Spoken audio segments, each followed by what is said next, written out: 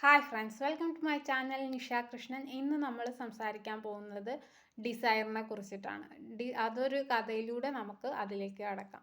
ഒരു മങ്ക് ഉണ്ടായിരുന്നു ഒരു വില്ലേജിൽ. ആ മങ്കിൻ്റെ മരണശയ്യയിൽ കിടക്കുന്ന സമയത്ത് അവരുടെ ശിഷ്യന്മാരോട് പറഞ്ഞു, അതായത് ഫ്രീ യുവർ ഹോഴ്സസ് എന്നുള്ളത് ലാസ്റ്റ് വേർഡായിട്ട് പറഞ്ഞു.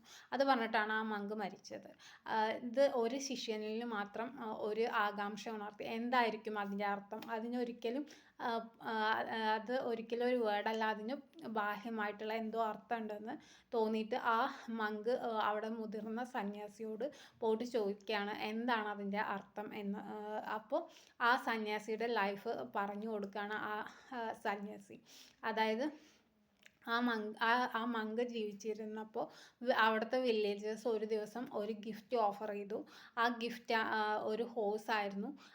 ആ ഹോഴ്സിൻ്റെ പുറത്തായിരുന്നു പിന്നീട് അയാൾ സഞ്ചരിച്ചിരുന്നത്. എന്നാൽ ആദ്യത്തെ കുറച്ച് കാലമൊക്കെ ഹോഴ്സിൻ്റെ മേൽ സഞ്ചരിക്കുമ്പോൾ അയാൾക്ക് ഈസി ആയിരുന്നു. പക്ഷേ കുറച്ച് കഴിഞ്ഞപ്പോൾ എന്താ സംഭവിച്ചതെന്ന് വെച്ചാൽ ആ ഹോഴ്സിൻ്റെ ആവശ്യങ്ങൾക്ക് വേണ്ടിയിട്ട് അയാളുടെ ആവശ്യങ്ങൾ മാറ്റിവെച്ച് കൂടുതൽ സമ്പാദിക്കാനും കൂടുതൽ എന്താ പറയുക, കൂടുതൽ ആഗ്രഹങ്ങൾ അയാൾക്ക് വന്നു തുടങ്ങി, കൂടുതൽ ആവശ്യങ്ങൾ വന്നു തുടങ്ങി. അത് അയാളെ ഡിസയറിൽ ബന്ധിച്ചു. അങ്ങനെ അയാൾ കൂടുതൽ മോർ എന്നുള്ള ഒരു ഇതിലേക്ക് പോയി. അതുപോലെയാണ് നമ്മുടെ ഡിസയേഴ്സ്. നമുക്ക് ഒരു വട്ടം ഒന്ന് ഫോണ് ചെക്ക് ചെയ്യാം നമ്മൾ പഠിക്കണ സമയത്ത് എന്ന് തോന്നും. നമുക്ക് ഒരു വട്ടം ഒന്ന് മ്യൂസിക് കേൾക്കാം, അല്ലെങ്കിൽ ഒരു വട്ടം റീൽസ് കാണാം, അങ്ങനെ പലതും തോന്നും.